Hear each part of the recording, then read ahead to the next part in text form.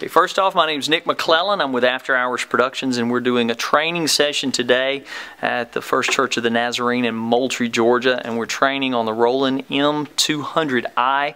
We're using a 16 gigabyte iPad. We have an M48 controller for volume of the stage wedges. We have an S4000 controller under the stage in the second air vent away from the organ. And we have a subwoofer mounted under the first air vent from the organ.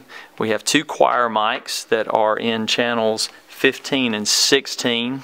We have our two podium mics, or not our podium mics, we have our two micro boom mics, and they're on channels 11 and 12. Our piano mic is on 9. Our organ mic is on 10. Our podium mic is on number 1. And then we have all of our wireless lapels and handhelds. We have our first pastor's lapel on 17. Then our handhelds run 18, 19, 20, and 21. Then we have lapels or headsets on 22. Then we have music on 23 and 24. They are unlinked so that they can run split tracks.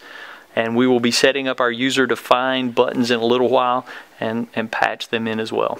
Alrighty, again, my name is Nick McClellan. I can be reached at 229-388-6438. I and Zachary Miller installed the system April, what week was this? Let's see, it was last week. 11th.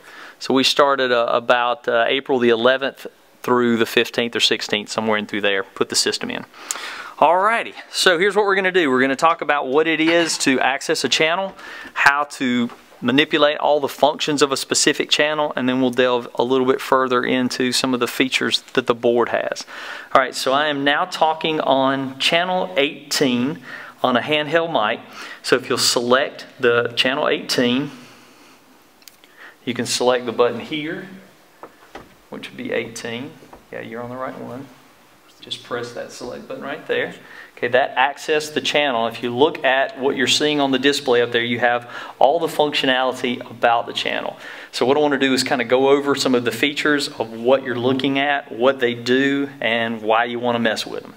So the first thing is being able to establish what the appropriate gain level is, and this is called gain structuring. Gain structuring is where you take the basic fader and you bring it to the zero. I'm going to bring all these others down while we're looking at it. You bring it to the zero detent. You'll notice here that it has, what was that, +5 and -5. I start with it in the 0 setting. Then I go to my attenuator, and the way that you can functionally move these things is by moving the arrows up and down, or you can just touch on what you want. Obviously the touching is a little easier. Now moving on the screen can either be done by dragging your finger over it or by grabbing the knob over here.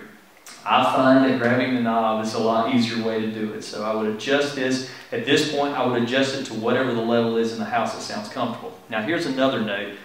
We need to have this set closer to 0 gain stage because we want to try to get the best signal to noise ratio that we can. So now if this seems a little loud, I can come back over here and I can bring the sensitivity level down, or I can go over and I can bring the attenuation level down until I'm able to get it. Now what's the difference in sensitivity and attenuation?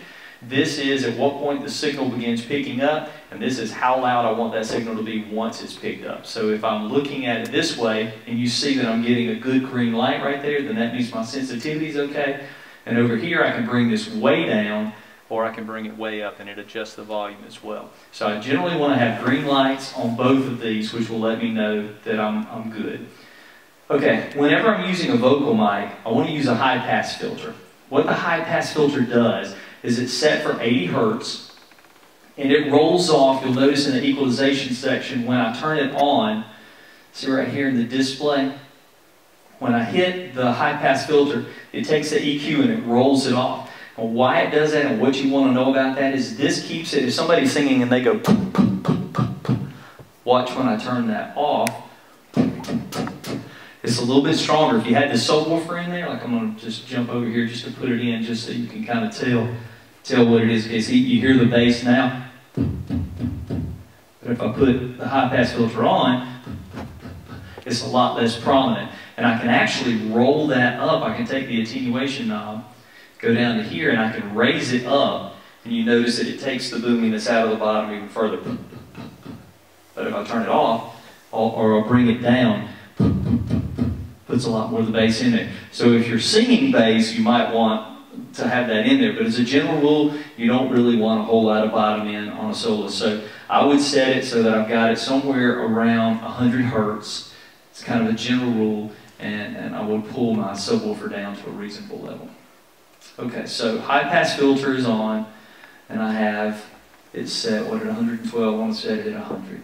Okay, so that covers these three, how I'm setting this up.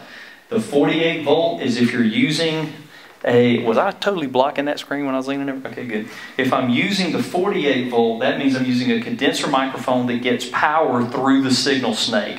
These wireless mics do not need that. The only mics that you have in the building that need that is the mic that's on the organ and the 4 choir mics. Other than that, you shouldn't have to turn that on any channel.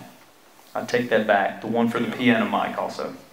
Okay, so that's the only time you would want to do that. This is a phased inversion. The only time you would use that is if you're miking one instrument with 2 mics and you're not doing that, so you wouldn't need it.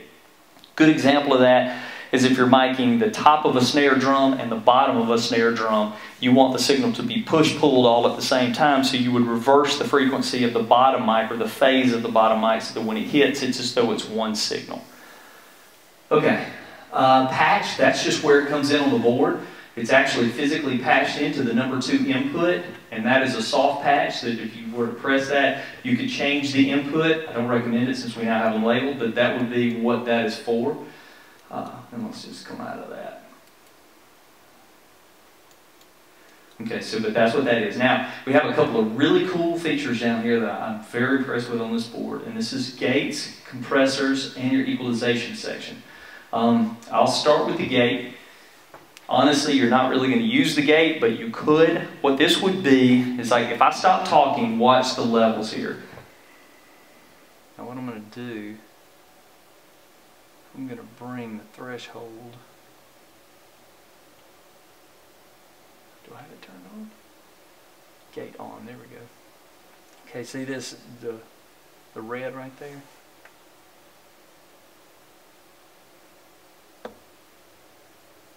Check, 1, 2. See how I'm gated? I'm talking, but it's not even bringing a signal through. But you right here. So right here, as I'm talking, you hear. But when I stop talking, watch what happens with that. The red line. Now see, from right here, now the mic won't work. So what it does is, like if the podium mic were on, and the podium mic creates feedback, you can set the gate in such a way that when I'm not talking, when there's not somebody directly standing at the podium, it'll shut that podium mic off automatically. Some boards call it ducking. It's a gate feature. It's also used on drums. Like if I have Tom 1 and Tom 2, when I hit Tom 1, I don't want to hear it on Tom 2's mic. So I would gate Tom 2's mic. So while I'm hitting the gate on number 1, I make sure that this one is still closed off with the red one. Now you notice as soon as I start talking, but now the one thing that I heard was you can hear a little click when I first start talking, like, now watch. As I start, you can hear just a little bit. So in that situation, I probably would bring that down a little bit right here. But now when I stop talking, the gate's there. So now I'm talking right here. Now I'm talking right here. And you can see when it starts picking up, I'm out here. But if the mic's like way over here and I'm talking, it doesn't pick me up. So that's how you use a gate. You can use them or not use them. It's really just a matter of a preference. But if you have if you were not in the habit of muting microphones between things, that's a good thing to use as a gate because it's like an automatic mute. So that's why I would use that. I'll probably set that up. Okay, so we'll go back. Whoops, let me go back to channel strip. Okay, so let's see. Now here's an expander. Same sort of thing. An expander does the same thing as ducking. It enables it to cut off same ways. Like if you had, this is something you probably notice, and we're fortunate here that we don't really have it, but in a lot of churches there's like really noisy air conditioning systems, and you have the mic on and it's just sitting there and you're hearing the through the system. You can use the expander and the gate to be able to cut the noise out, so when somebody's not directly saying something on the mic, it's turned off already. And by touching the top here, and it's the same way, you just drag it to whatever the taste is. When you're using it, you're pulling it this way. Check, check, check, check, check, check, check, check, check. The more you bring it to the right, the harder the gate is. The more you bring it to the left, the less it is. And the same thing with the expander and the gate. You have ducking, expanding a gate, ducking, all these three operate very similarly. Ducking just means that if there's another something playing, like let's say for instance I have the music playing, and when I talk I want it to mute the music a little bit and let my voice talk over the top of the music. So I could set a gate up so that when I am talking, the music drops down, but then when I stop talking, the music automatically comes back up. It's kind of a cool feature. But that's what ducking is. There again, same sort of thing. You can set up, you know, how much you want ducked or how much you don't. As you can see as I'm talking right now, I'm actually ducking that channel as I bring it further to the left. Okay. Jay.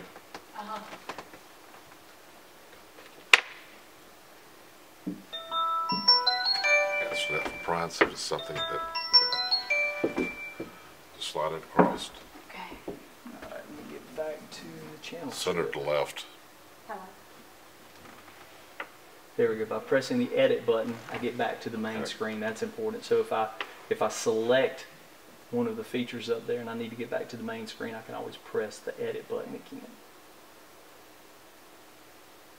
So again, when I press the gate, if it is, this is important, if it's illuminated, it's on. If it's not illuminated, it's off. Like right now you have a gate, a compressor, and the EQ.